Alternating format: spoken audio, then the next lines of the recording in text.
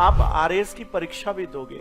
भारत का सिलेबस है बड़ा, और दूसरी बात कि भारत के सिलेबस को पूरा करने के लिए वक्त लगता है। अब जब वक्त लगेगा तो आप जरा सोचिए कि अगर आपको पूरा दिसंबर चला जाएगा, जनवरी चला जाएगा, तो और विषयों को कब पढ़ोगे? साधारण सी बात है।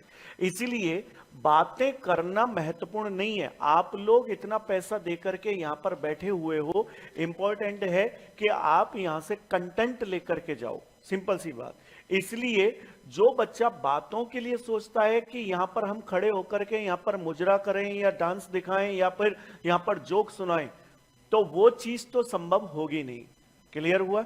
राइट। इसीलिए आप लोग यहां पर आते हो कंटेंट लेने के लिए, तो कंटेंट लो, ज्यादा बेटर है पढ़ाई करो। समझ में आया?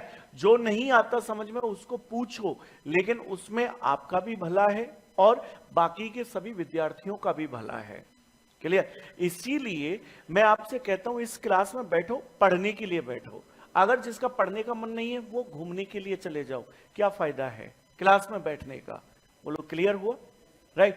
तो इसीलिए एक चीज याद रखो कि आप लोग यहां पर अपना सबसे कीमती चीज दे रहे हो, वो है वक्त। वो क्या है? वो वक्त। पैसा कीमती नहीं है, पैसा तो आपके पिताजी ने आपको डाल दिया, लेकिन आपका जो है ना, जो आप दे रहे हो, वो आपने तो पिताजी का पैसा दिया है। आप अपना जो दे रहे हो वो आप अपना कीमती वक्त दे रहे हो। क्लियर हुआ? और कोशिश करो कि इस वक्त का उपयोग इतना करो, अपने लिए करो, कि ये वक्त जो है वो आपके भविष्य को बना दे। सिंपल सी बात। समझ में आया? तो इसलिए कोशिश करो, मैं जो आपसे कहना चाह रहा हूं कि वक्त को पहचानते हुए मेहनत करो।